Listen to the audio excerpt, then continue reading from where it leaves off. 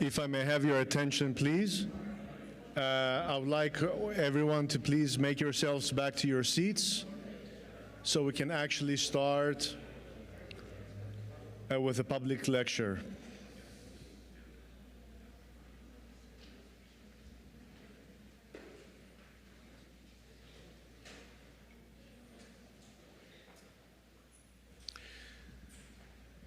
My name is Father Stefanos Alexopoulos, the Director of the Institute for the Study of Eastern Christianity and Associate Professor of Liturgical Studies and Sacramental Theology here at the Catholic University of America. I would like to welcome you all, both physically and digitally, to the second public lecture of our conference dedicated to the Liturgies of the Church of Alexandria. And I would like to thank you for your physical and digital presence. At this point, I would like to ask my co-organizer and colleague, Father Arsenios, to come to the podium and introduce our speaker.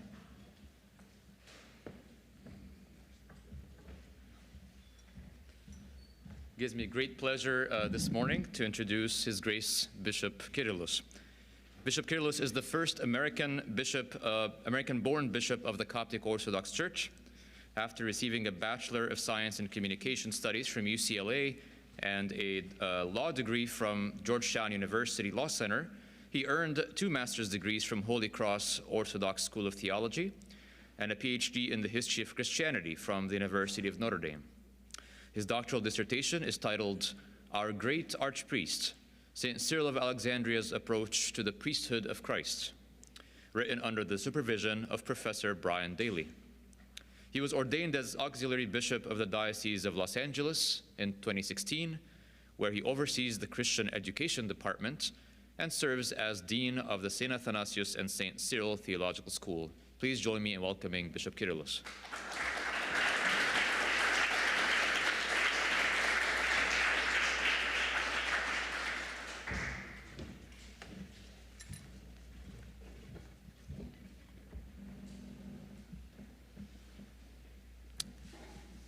I would like to thank the organizers for this first international symposium on the liturgies of the Church of Alexandria, organized by the Institute for Eastern Christianity at this Catholic University of America, with Father Stefanos, who is doing a lot of efforts night and day, Father Arsenios Michael at ACTS, Professor Harold Buchinger, the University of Regensburg.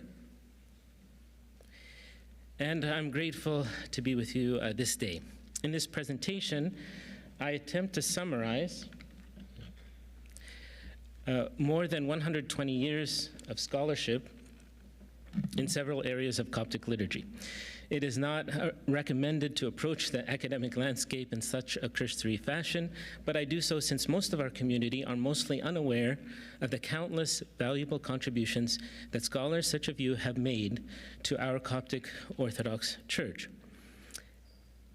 and our liturgical prayers. In fact, the majority of our liturgical books used in our Coptic Orthodox parishes today would simply not be available without these contributions. So this presentation is intended to bridge the disconnect between what happens in the classroom and the pew, between academia and the church. For centuries, this gap was understandable, since most scholars wrote in distant lands and foreign languages.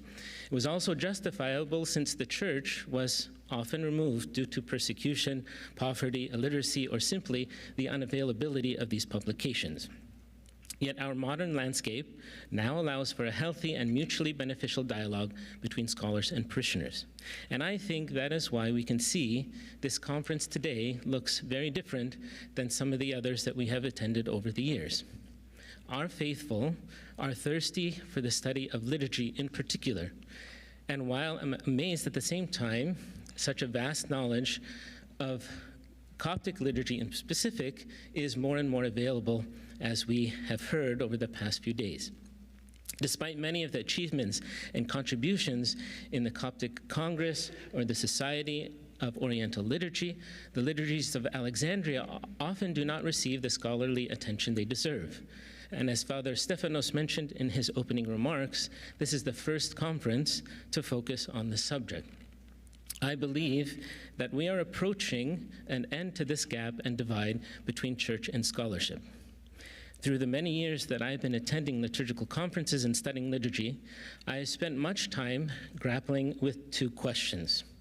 The first one, how can we convey more clearly all the benefits and discoveries that have been made in liturgical studies to our people?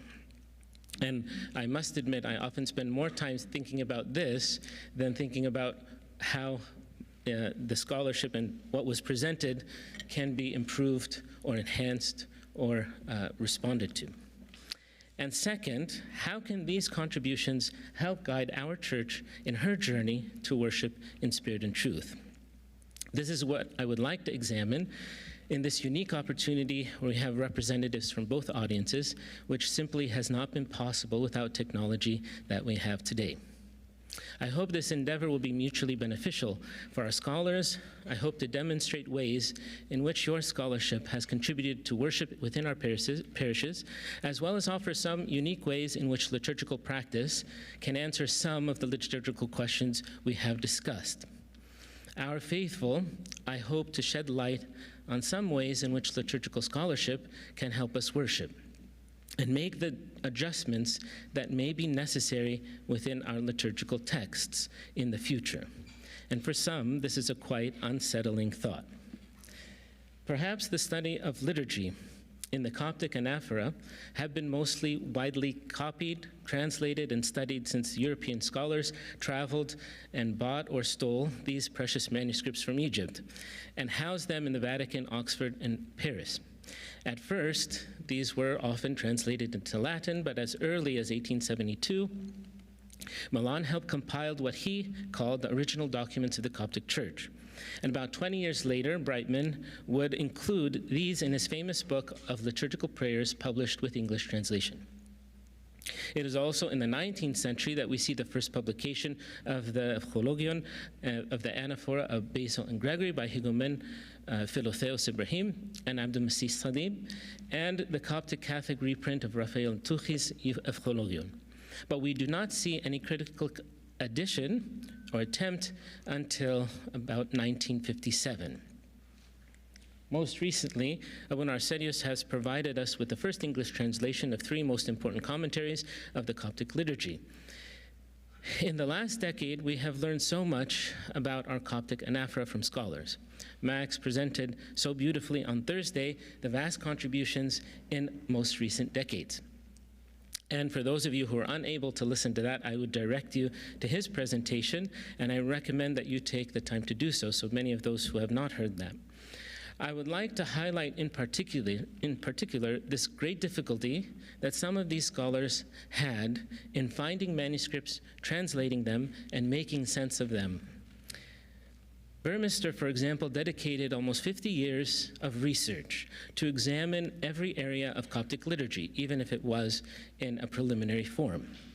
Others, like Cummings, spent the last 10 years of his life studying the anaphora of St. Mark, as well as St. James and Severus of Antioch, and was only first published after his departure in 1988.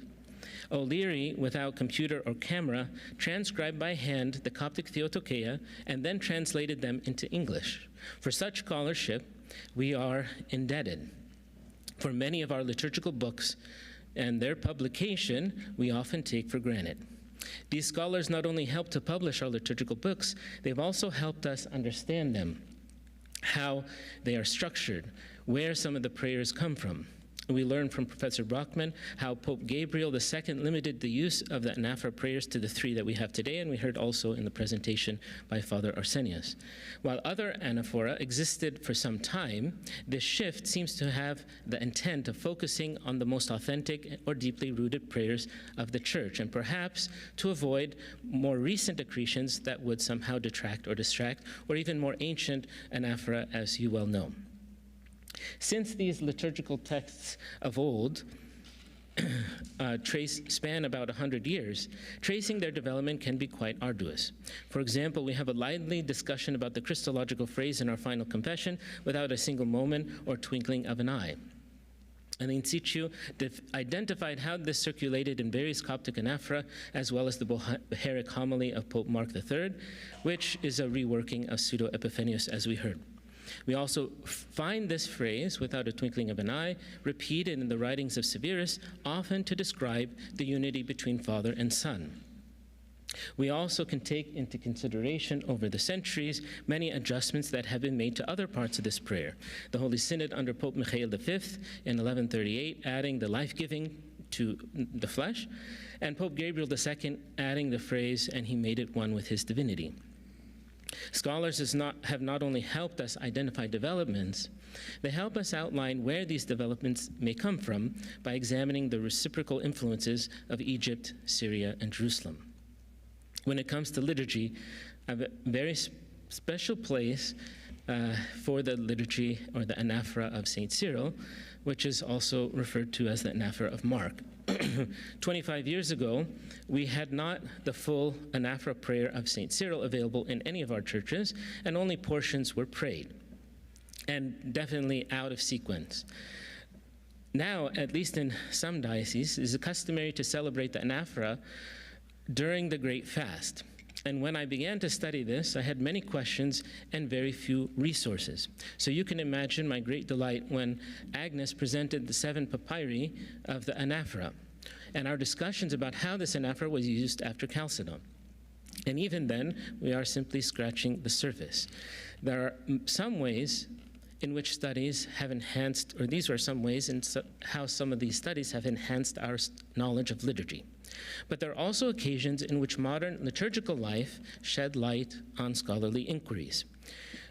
For example, when Arik explained how Psalm 67 in the life of Antony influenced and inspired monastic prayer, I intuitively and immediately thought of our prayers today, which seem to respond to this call of Antony and Athanasius. Arise, O Lord. We find it in the first watch of the midnight hour, the beginning of the midnight psalmody, or the litany of the assemblies, which is prayed at the end of the vespers, matins, and before the anaphora. In a similar way, we see the psalm enter into the chaplet of the Holy Face of Jesus in the Catholic tradition. But when the question, we also heard the question about why the prayer of the departed was on the verso of the anaphora of Mark. The possibility of it simply being the portion of the evening offering of incense was suggested, since another papyri had on its reverse the prayer after communion. This also makes sense, since most of the other prayers for Vespers are memorized by the priest, although not always. And similarly, a number of years ago, I argued that the Barcelona papyrus, which we heard about, could be understood as a baptismal liturgy, as it is contained within a codex with a baptismal acrostic hymn and a consecration prayer for the oil. Again, I propose this as merely as an example of one way in which liturgical context can help us read and interpret these texts. Another question arose concerning the anaphora of St. Basil and why it replaced that of St. Mark or St. Cyril. And while there are certainly complex Christological and historical reasons that could have motivated the use of the Basil anaphora, a very practical consideration can also aid us, and that is the factor of time. As is well known to our faithful, the St. Cyril anaphora, as celebrated today, could result in an additional 30 to 90 minutes compared with St. Basil's. And likewise, in the Byzantine Church, perhaps the anaphora of Basil, which is reserved for the major 10 feasts, while Chrysostom is the predominant anaphora. In addition to the theological and liturgical reasons, there's also the practical reason of time, because the anaphora of Basil is much longer than that of Chrysostom. So in the modern rite, the anaphora of Cyril is typically celebrated on the weekdays of the Great Fast and sometimes the Nativity Fast, when we accommodate for much extra time and want to hear the longer hymns and the more complicated liturgical celebrations.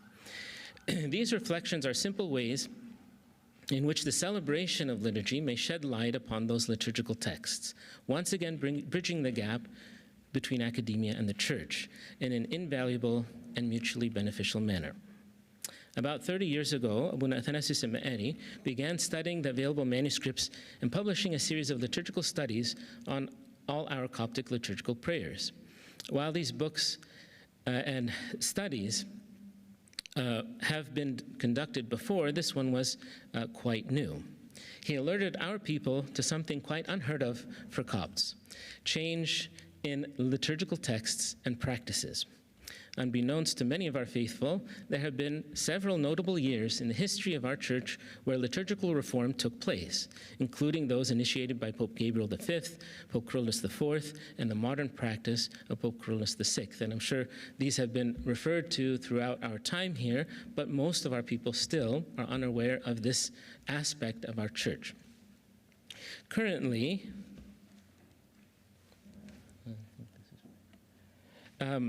our Coptic Orthodox Church has two extremes when it comes to liturgical reform. Some are convinced that we must change everything we possibly can: calendars, hymns, rubrics, with a massive renovation quickly, even if it is careless.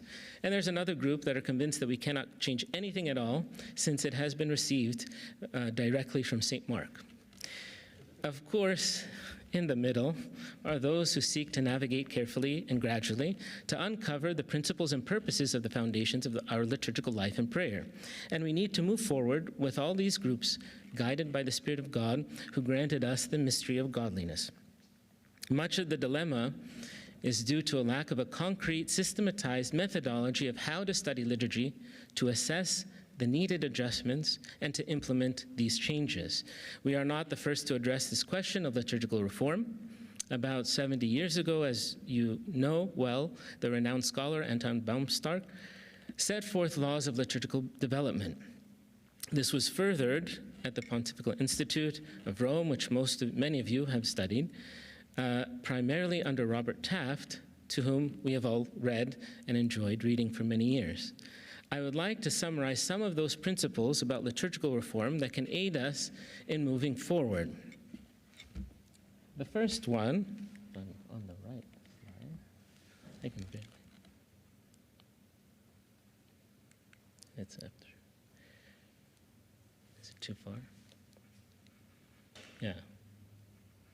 Yes. Sorry for that. First one, organic. As Frederick McManus stated, for renewal to be effective, it must flow from a genuine return to evangelic and patristic sources. Taft clarifies this by saying that it cannot be a modernist revolution, but a traditional development out of the existing tradition. Quoting himself, he says, "In liturgical renewal, the work of the historian is to remove obstacles to understanding produced by a misreading of the past. Historical scholarship cannot tell the church what it must do. It can only help the church to see what it could do if those in the pastoral ministry deemed it feasible." And as Vatican II stated, the church must genuinely and certainly require such a change for the good. It is our responsibility of clergy to identify and announce in various ways this need to move forward. After all, one of our primary duties and responsibilities is to lead worship, and that includes leading change in worship. And that is a proof that our liturgy is truly dynamic and not static. Careful investigation into the details is the second. We cannot rush into changing a single word without being sure of our research. We carefully navigate gradually as a physician is conducting a delicate operation to a critical organ of the body. Also from Vatican II, this underscores how liturgical reform must be carefully done so it is theological, historical, and pastoral. An example in our church from the Synod dates to June 6, 1993, when the Synod realized in our prayer for the travelers that we need to pray also for those who travel by air, in addition to seas, rivers, lakes, and roads. On June 3rd, a few years before, the Synod also took up the concern for a combined prayer for the seasons as an alternate for the three varying prayers for the waters, the plants, and the fruits during the different seasons of the year in Egypt.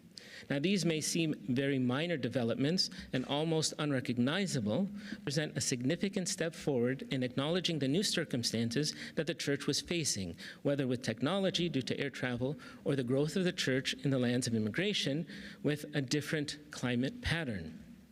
These two changes demonstrate organic needs with careful investigation that is applied universally, even though it may be offered as an option. This is applicable to all parts of the world, which leads to our third principle, and that of it being universal. Substantial reforms cannot be limited within one diocese, region, or country, and any substantial change to liturgical life or prayer must be in conversation with the whole Church. This is to be distinguished from pastoral exceptions, which may be granted based on unique circumstances within an area or region. The difference between the two is that synodical decisions, almost by definition, must apply or have the potential to apply in every region. But things that are brought from a local diocese to the Synod by a bishop or by the Pope, because they realize that it may affect a larger scope, a certain issue that affects the whole. For example, recently we discussed the time when liturgy for the Feast of Resurrection should conclude. Historically, this has been in the early morning of Sunday, 2, 3, 4 a.m., while this began to retract in most recent times to midnight, the hard and firm rule. In cases where there is snow and other events of the weather, security problems, or riots, or other challenges, this may end in the evening of Saturday. Such cases, I would argue, are pastoral exceptions for limited circumstances to be used economia. But when there is no storm, there is no need for the pastoral exception.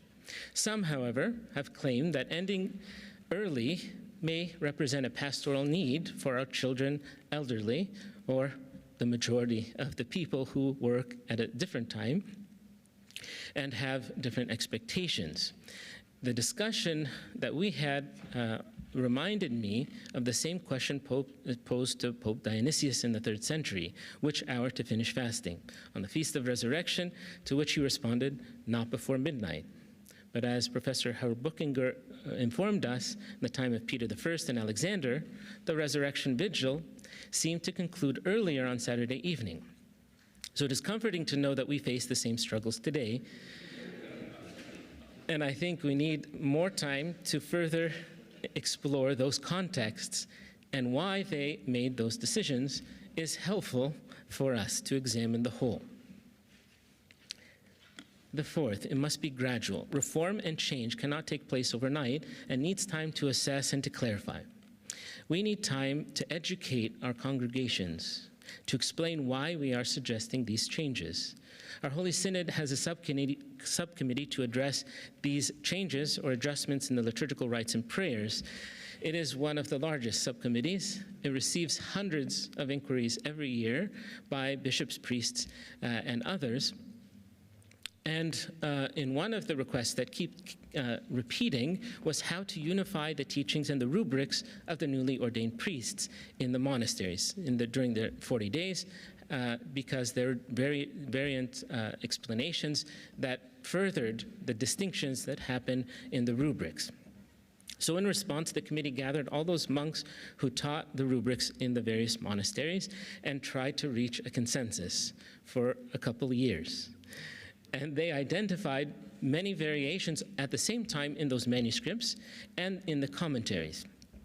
It concluded with a 107-page document, complete with footnotes and references distributed to all the members of the Holy Synod.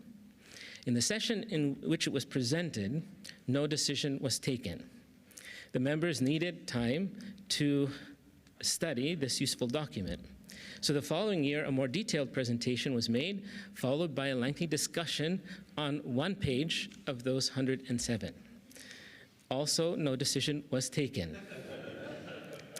What became clear was the changes were so complex and vast, at least in some areas, that more time was needed to study and, more importantly, to discuss. We have sometimes this challenge in the East, and to absorb those suggestions and to see what is the best way to implement.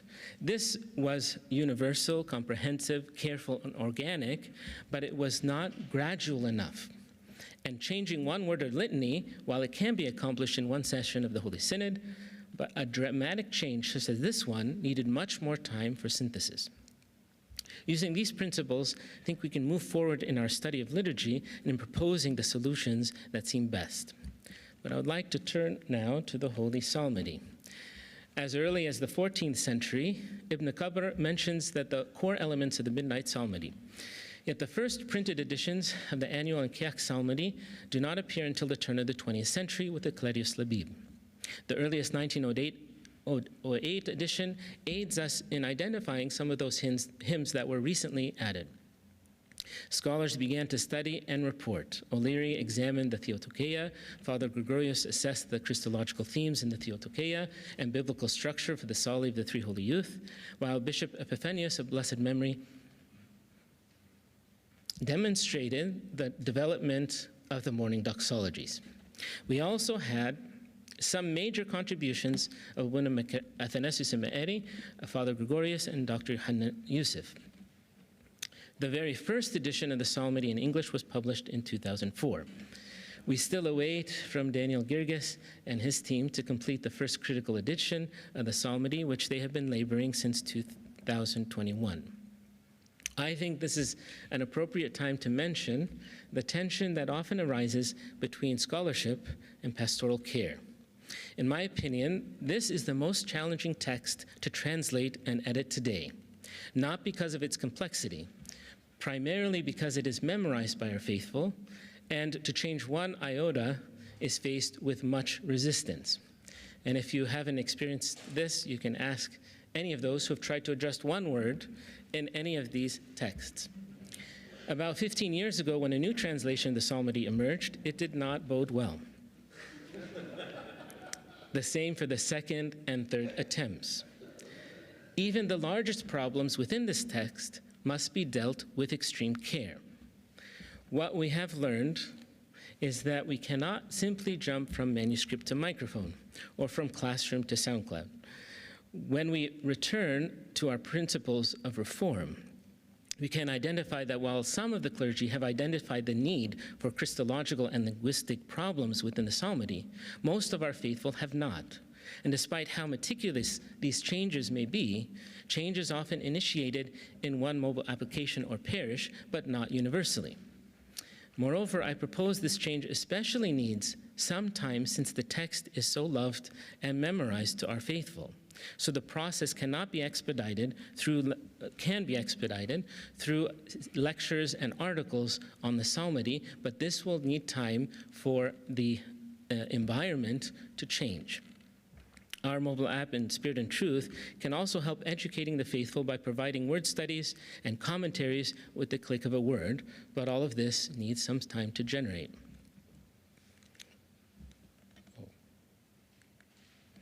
Moving to the Agbeya, or the Orologion. Father Kvek's study of the Coptic Orologion in 1970 pointed to the earliest known manuscripts, Morgan M574 from the Monastery of St. Michael in Fayum, dated to 897 or 898. While this is the oldest, one of the most important manuscripts, it has received little scholarly attention. As Agnes recounts, this Sahidic text is an anomaly in the first millennium. It was first published in 1908 and later in 1973 by Burmester. It was published for the first time by Coptic Catholics in 1930 and by the Coptic Orthodox in 1975. This brought a series of English translations, so much that you can find even several different translations within one parish.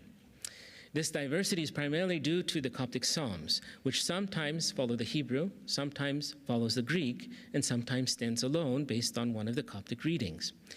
But before I get into this, I would like to first relate how scholars have helped us to understand our Agbeya. Unlike anaphoral prayers, only few studies have been conducted on the Orologion by scholars such as Lucien Renaud, Hans Queck, Robert Taft, and Mens Brugge. Zanetti also allowed us to identify the arrangement of the Orologion, especially the 12-psalm structure, for each hour that was explained by John Cassian, John of Gaza, and other Desert Fathers. Thus, the hours with more psalms than 12 can be dated to an earlier time, or later time after the 4th or 5th century. This includes the Veil Prayer, the Midnight Office, which seem to date to the 13th century. One exception to this are the extra 7 psalms in the first hour, which reflect a more ancient morning service. So, for example, we'll find Psalm 62 in almost every morning prayer by the 3rd century. In addition, Queck and Freushoff helped us understand how these psalms were prayed, either publicly with Alleluia after each psalm or privately with prostrations and meditations. Zanetti also demonstrates how the psalm distribution follows the Palestinian Psalter. And some have even studied the arrangement of the different psalms into different hours and how these are selected according to different themes. Other scholars have helped us identify the history and roots of individual prayers, such as the introduction to the Creed, the development of the Prayer of Sunset. And one of the few dissertations on the subject has been done by Father Basilius Hanna, who started a series of public lectures and sermons on the subject, and we are awaiting for his Greek dissertation to be published in Arabic. But now let us return to the problem of translation. So like the Psalmody, the Agbeya is one of the most challenging liturgical texts to translate. I myself have been working on a translation since the day I became a priest over 20 years ago. If we ask, is it organic? Yes, almost every clergy and parishioner understands the need for one English translation for its congregants, even though it is challenging for them to relearn and rememorize many of its psalms. So this is a golden opportunity for a solid translation. Is it careful? Yes, as I mentioned, over 20 years, many scholars have participated in this, but one of the reasons for the delay is that I refused to publish this without proper scholarly review.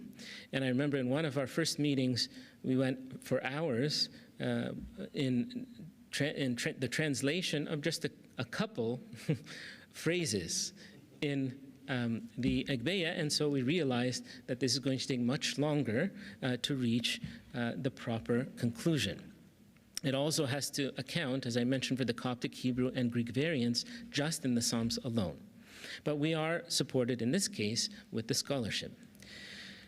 As I mentioned, to be universal, we have tens of translations of the Coptic Agbeya in Egypt, and many churches are tied to this. But when the Coptic liturgy was first translated into English, this was initiated by His Holiness Pope Shenouda III of blessed memory, who established a special committee of the Holy Synod just to examine the English translation of the Orologion.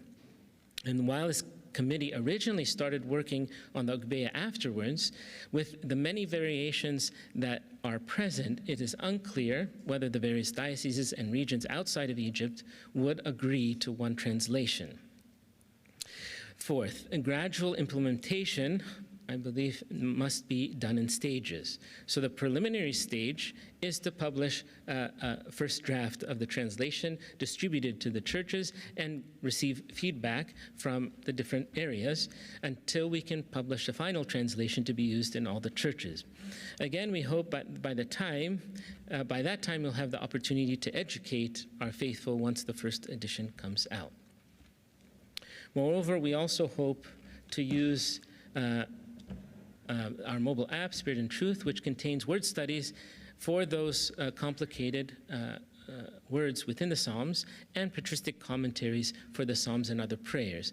And I know I'm maybe speaking too much about technology. Most of our faithful do read it still from the mobile app, but what the opportunity gives us is to have access to the other books, even your scholarly contributions, through one app, which has not been possible before, at least even as a reference, even though many faithful still do pray the Orologion from a regular printed Ekbeya.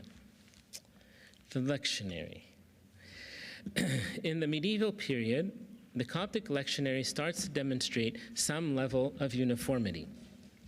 Zanetti identified a few specific types with different reading systems, but there appeared a predominant type, which he called K for Katamaros. The coming of the printing press during Pope Kyrillos IV solidified this uniformity among Coptic churches of Egypt. After significant publication of the lectionary of Ecledius Labib in 1900 to 1902, Malak compiled the printed resources available in 1964, and Zanetti then examined the annual cycle. After comparing 25 Sahidic lectionaries, and Badur was prevented from making any major conclusion due to the fragmentary nature of these manuscripts that required a critical edition. Other studies, for example, of the Psalms and Gospels within the lectionary have allowed us to answer many questions as to how and why our lectionary functions. But in fact, no comprehensive review of the lectionary has been undertaken in the Coptic Church for centuries. With the help of Abu Arsenius and others at Acts, we are in a continuous evaluation of the lectionary. The work of many scholars are invaluable to us in determining the historical development of these selections. Such a development would aid every preacher and parishioner to understand how a particular reading fits into the story of salvation. And as at least we like to believe, that all of the Sunday readings, especially the Gospels, are sown in a very specific pattern with a theme for every month of the year in order to lead and prepare not only for the major feasts, but moves from the beginning of God's love and creation, his incarnation, to the second coming. Yet resources in English and Arabic are necessary to help to put all these readings throughout the lectionary into context. It may also help us assess any changes that are needed when adding saints to the Synaxarium or adjusting certain feast days. Holy Bascha. One of the earliest publications on Bascha comes from Higomen Philotheos, who published the Expositions of Bascha in 1914. In 1923, Louis Villecourt published the letter of Bishop Makar, who spoke about the rites of Holy Thursday and the making of Holy Mairun, as well as Ibn Kabar's chapter 18 of his encyclopedia, which informs us of the rites of Holy Week in the 13th to 14th centuries. By 1935, Burmester published the Paschal Homilies, Lectionaries, and Expositions with a French translation. He studied the oldest lectionary manuscript known at that time, from dating to 1273, and also generated a critical edition comparing it to 20 manuscripts. This allowed scholars in later decades to study the Paschal lectionary, the development of prostrations of Great Friday, the hymns of Bright Saturday, and the psalm selections. Thus far, one of the best studies, although not really in wide circulation, on Coptic Bascha has been done by Father Victor Shahed, who explored the development of the rite of the pre-Nicene celebrations to the substantial reforms done by Pope Gabriel Ibn Turic and the modern era. He provides substantial background of the 30 manuscripts for the rite, the understanding of the general funeral service, comparisons to various rites, and readings from Monday, Tuesday, and Wednesday, and more concentrated studies on Thursday and Friday. While Father Victor's dissertation is available in Italian at the Pontifical Institute, we are still awaiting Arabic and or English translations. Father Arsenius Michael has published a wonderful summary of this development for our salvation at Express, which is designed to instruct the faithful who are not liturgical scholars in the historical and liturgical background. And the reason why I'm pointing this is not in a manner of advertisement, But I think this book serves as a model for how to present scholarly developments and achievements to our congregations. And we had many people buy and read this during Holy Week, and there is a struggle because it's the first encounter for liturgical scholarship. But the way it's presented, I hope, will be a model, as I said, that we can approach other feasts and other books that we have in our liturgical life. We also may educate our young and old in the rites in Holy Week with special interactive days, sometimes on Lazarus Saturday or the week prior, with stations for each day of Holy Week in where they have explanations for biblical texts, historical background of the celebration, liturgical rubrics that are explained for youth of all ages. Some of the lessons from this conference that can be easily incorporated into those spiritual days. For example, I hope to share what we learned from David Bruck in the first day, that St. Athanasius may actually be the first reference of palms used in Palm Sunday in the festal letter.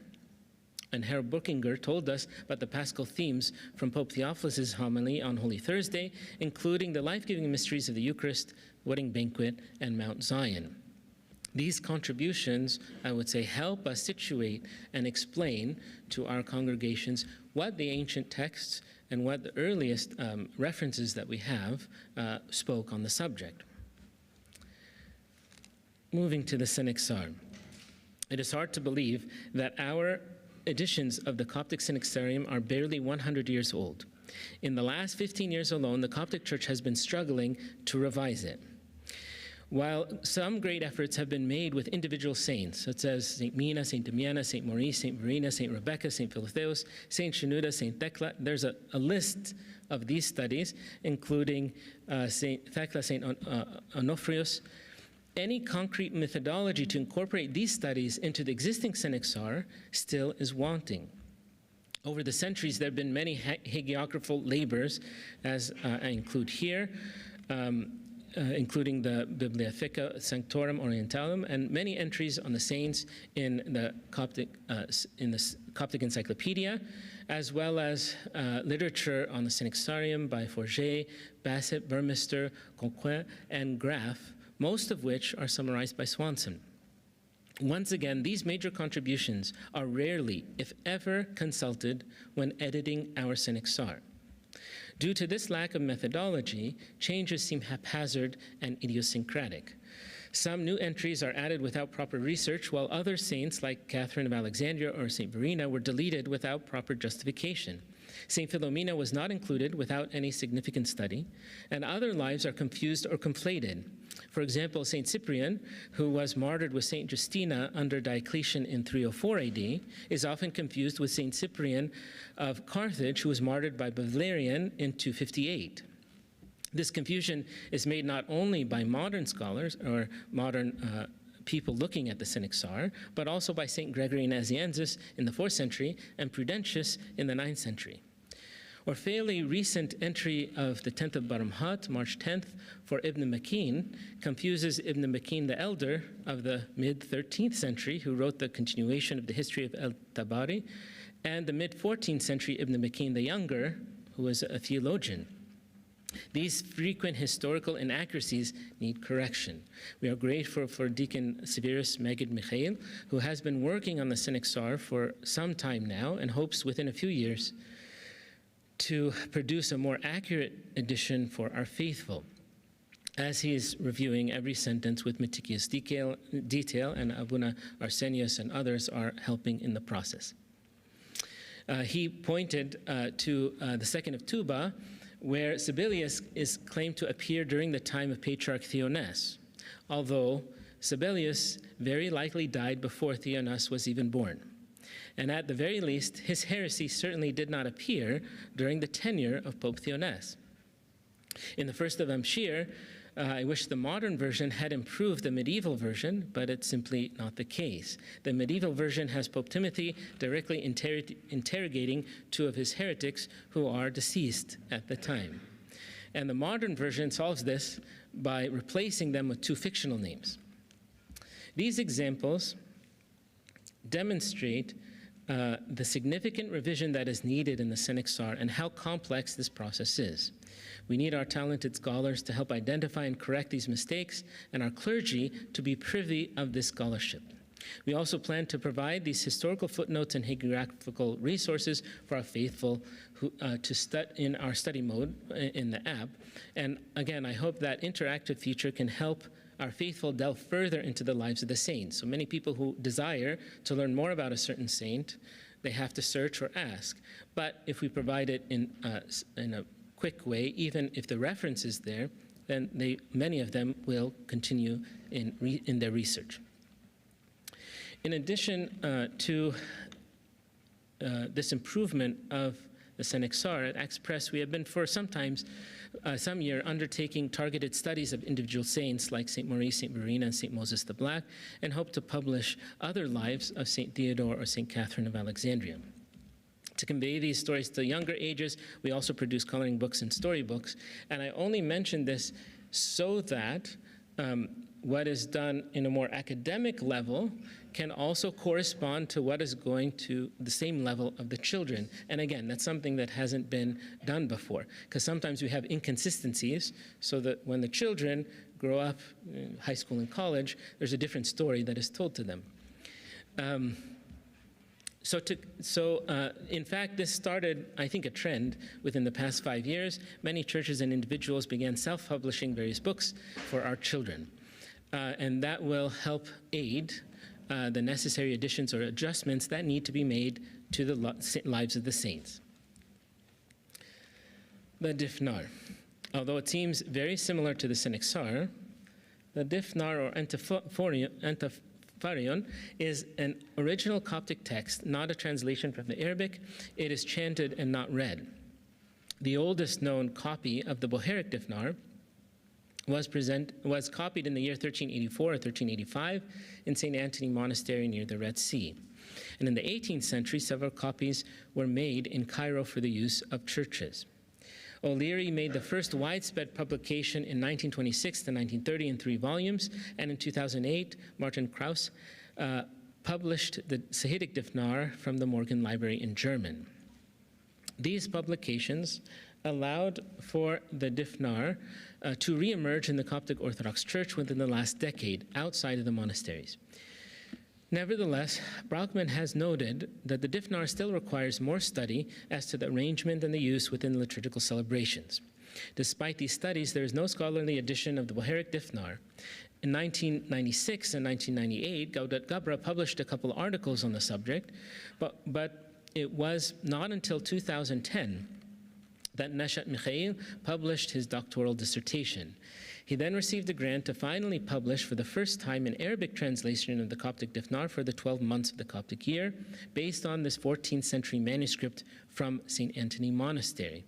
This is believed to be the most ancient existing manuscript of the Difnar, which will correct many manuscript errors from the 18th century one that was published by O'Leary. We expect this study will promptly bring forth improvements to the Difnar in Arabic and in English. By way of conclusion, when I started studying liturgy at Notre Dame, I felt a great burden to study the Coptic liturgy through studies and publications and examinations of the texts. This burden was verified by Max repeatedly, Paul Bradshaw, and Bishop Daniel, whom I'm grateful for their presence today. I realized at that time that this can in no way be done by a single individual. It indeed takes a village, not only to study the development of the anaphora of Mark, the nuances of the lectionary, the imprecisions abundant in the Synaxar, developments of the liturgical year, but even more to incorporate these discoveries into practice with wisdom, care, and education. For you talented scholars, I would humbly ask, in what ways, if any, can scholarship alleviate some of these challenges within our parishes? As Max would always remind us, are we asking the right questions? Indeed, we would all like our prized time and energy to be appropriated judiciously. To publish a book is a great accomplishment. To make a contribution that advances worship of a congregation, I would say, is also an equal honor. For our faithful, I encourage you to continue in the pursuit of liturgical studies. I frequently heard at these conferences, this is so academic. And yes, it is. But I would hope and pray that you realize that every time you pick up an Egbeia, your Psalmodeia, your Evchologion, that these talented scholars have allowed us to pray often with understanding and worship in spirit and truth. And as a result, we are indebted to their dedicated scholarship, which is fraught with many challenges, and you can ask them. Sometimes just acquiring one manuscript or analyzing it can take a long time, to which we should repay them their contribution with contributions, financial, yes, as Father Stephanos reminds us, but but more importantly, to identify pathways for their contribution to reap fruit within our liturgical life, and to offer prayers so they can continue their work with all discernment, knowledge, and wisdom. I am tempted, as Max had said, to retire and live a quiet and peaceful life.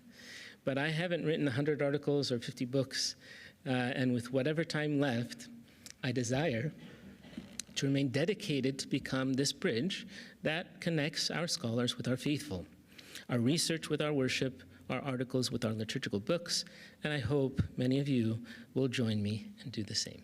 Thank you.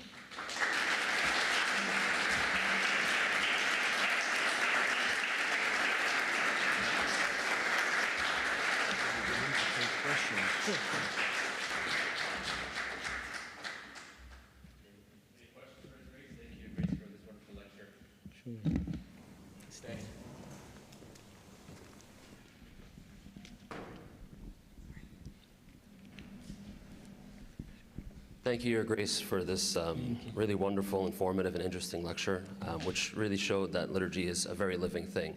I have, albeit a long-winded question, if you'll bear with me for 1 second. I have an idea. Go ahead. As we have heard throughout this conference, the Coptic liturgical and paraliturgical corpus, both textually, which has been discussed, and musically, which hasn't been discussed throughout this weekend, has an intense level of variation, even so much as to say dysregulation, that has been accepted and practiced throughout many centuries. Can you elaborate on your thoughts towards the reconciliation of this universal principle or aspect of liturgical reform that is now sought so diligently, since this uniformity or universality has proven time and time again to be rather unsuccessful to some degree? And in addition, what is the role of the Holy Synod in this reform now, since we have little evidence, to my knowledge, to show that liturgical reform has ever occurred by a synodal decree or recommendation? So I thank you for your question. I think this has always been the tension, especially in Egypt, where there is diversity and uniformity. And while there's plenty of room for diversity, especially in the early centuries, they found problems at certain points with the diversity, especially when heresy had entered into the equation. So once we start seeing the problem of Arianism and Nestorianism, especially in the church, had been very focused on limiting that flexibility of liturgical texts, not because it doesn't like variety, but because of the theological implications. And that's why you find anaphora in those times, from the 3rd, 4th, 5th century, attributed to certain saints. Most of the time correctly, sometimes as a cover for something else is very, very challenging. And so I believe we have that. You will notice that when there are one specific challenge that is facing the church theologically, you will find also the same reaction in the Holy Synod for liturgical texts. And when there, right now, I would say there's not one really theological problem. There are many ideas and opinions that are circulating, again, without methodology. So we have a haphazard responses, or different responses, I should say, to what's going on. And so part of that environment, I think we have to take into consideration when we are proposing variations. And what we usually say is, okay, who has reviewed, right? The review process, why is it in the Synod? Mainly for the theological reason, yes. Second reason is because that understanding of liturgical development is also not there, at least among the whole Synod, and needs some time to educate not only the synod but the people. So I see, yes, there was one time a question posed by His Holiness Pope Shenouda about adding one of the anaphora for John, Son of Thunder. And I remember, and the same question was presented to His Holiness Pope Tewodros almost immediately after he was enthroned. I don't know the fascination with this anaphora, because the words are very powerful. And the response was similar, right? We need to study it. And even though it has a value, right, to go against, centuries of 3 anaphora is not an easy thing to do. I remember His Holiness Pope Shenouda III would always be very reluctant to make any liturgical change. And I think the reason for that is that although he was very gifted, especially in the scriptures, liturgy was not his forte. And I would claim, I don't know what to say about the others, but I think when that's the case, you're much less willing to accept any change. Those who have studied, and as you will know, are more willing because you see the benefit which outweighs the potential. So how to balance this is a problem. And like I said, I think once this bridge is there, it'll be easier to encounter and approach the concept of change. But I think we're still in the very early stages. So.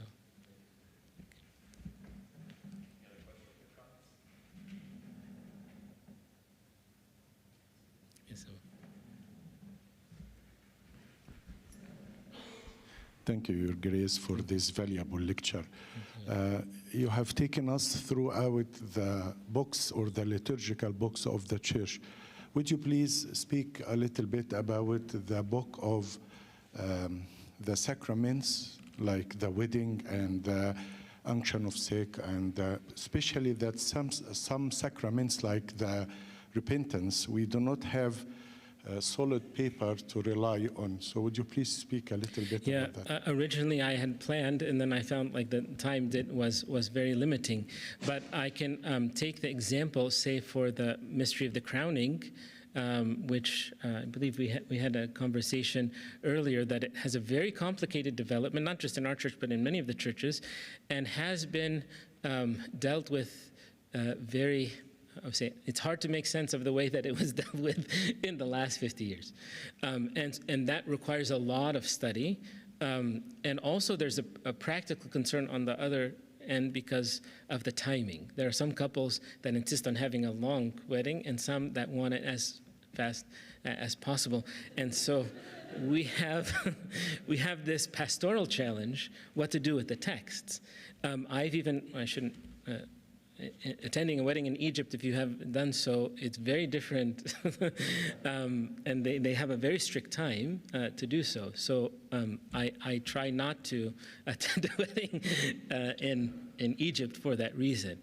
When it comes to the baptism, we also have a similar problem because it's one of the oldest texts still in use, but hasn't really, I don't think it has really been dealt with in a sufficient level at the level of the synod, even though we do have some books, and we have, of course, Max's great contributions, and there are layers that we are still repeating in some cases. So you have an ancient prayer and a more modern prayer, but when the new prayer is added, the old is either put in italics or it's included, and we say the same prayer 2 or 3 times without realizing that it may not be necessary. And sometimes the stream, like the flow of the text, is shifted as a result.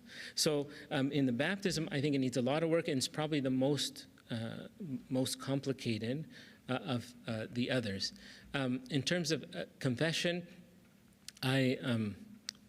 during my dissertation, I came across a wonderful study of the monks in Ireland that believed to have influenced the West in the case of confession. And it seems like the monks in Egypt that were in Ireland this was the argument, they made an impact, especially in confession and in repentance. And that spread through Europe, so that it's not that we had adjusted based on Europe, but it was reflecting the same. And I don't think anyone has really also studied how this is taking place. There is a recent study by Sadiq, but it's mainly focused in the 14th century, and I wish there's a broader reflection on the history and development of confession, which again I don't think we have anything like that. So. Bishop Daniel. Another question. Thank you, Chris, for this genre of contemporary and old studies as well. Just two comments quickly. Sinexarium, I think Father Shenouda Maher yes. also has a contribution, and also antiphonarian or difnar. I think Michael Helmi has the Sa'idic antiphonarian, so we can just add it to the comments. Yes. And I've been meaning to ask Father Shenouda to do a translation for his contribution, but he's committed to finishing that work, and you're right, I didn't have the reference, so we should include it, and of course... We have one final question before we conclude the session.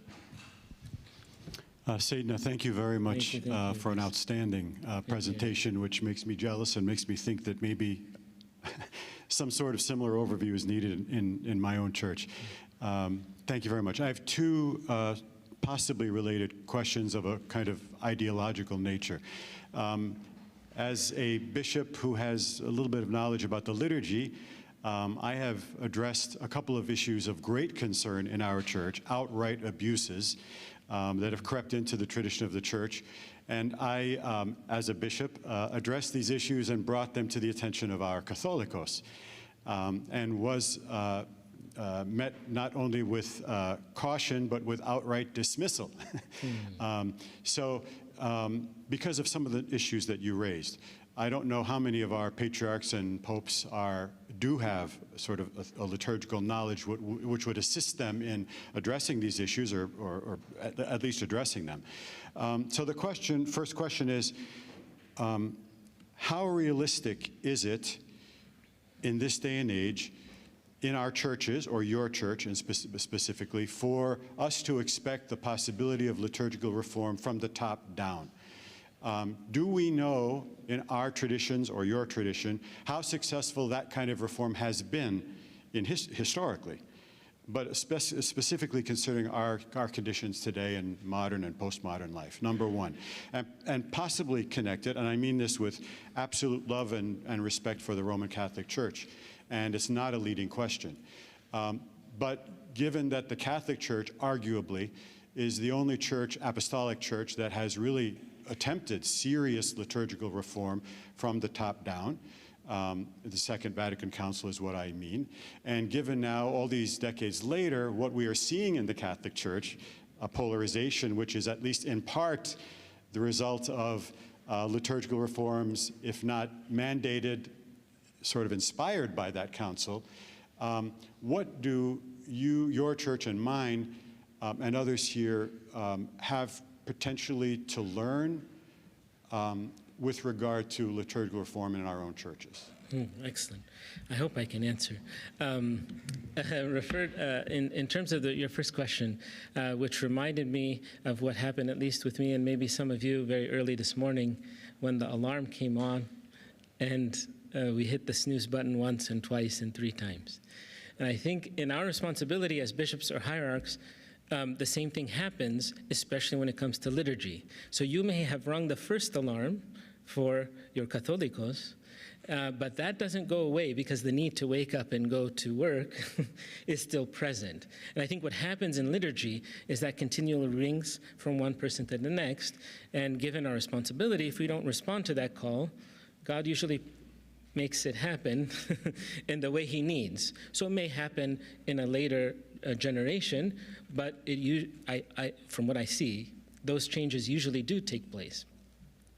And it reflects, related to the second question, that what I was trying to describe as being organic, that there has to be this synchrony between the patriarchs, the clergy, and the people. If that is broken or shifted in any way, it makes liturgical reform very difficult. That's why we move slowly. So when we make a change, there's always, not just education, I mentioned education, but I didn't mention the need and the importance of feedback of the congregation. And I remember when we were young, an example is that in the recitation of the Creed during Holy Week, we used to have the custom to remove certain parts during Holy Week. And I remember this question always was posed: why are we changing the Creed to reflect? So when he rose from the dead, we wouldn't say it, not because he didn't rise, but because it didn't happen yet in the liturgical sense.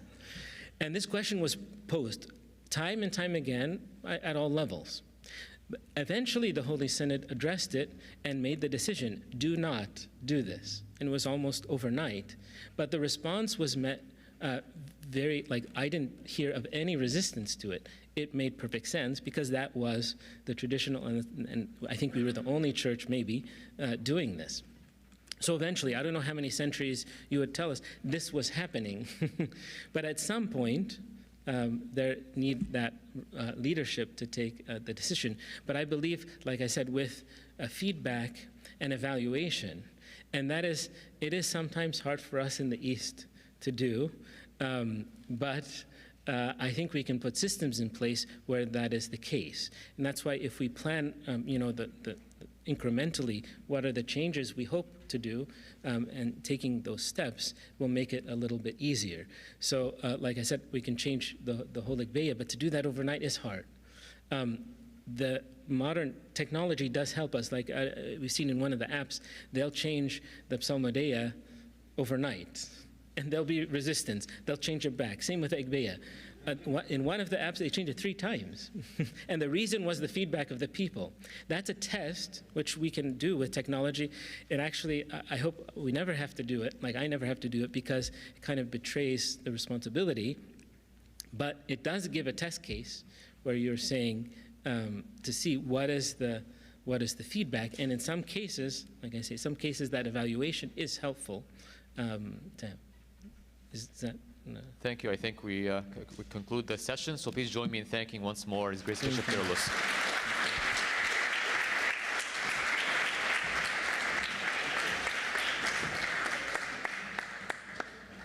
Thank you very much, Your Grace. Thank you, Father Arsenia.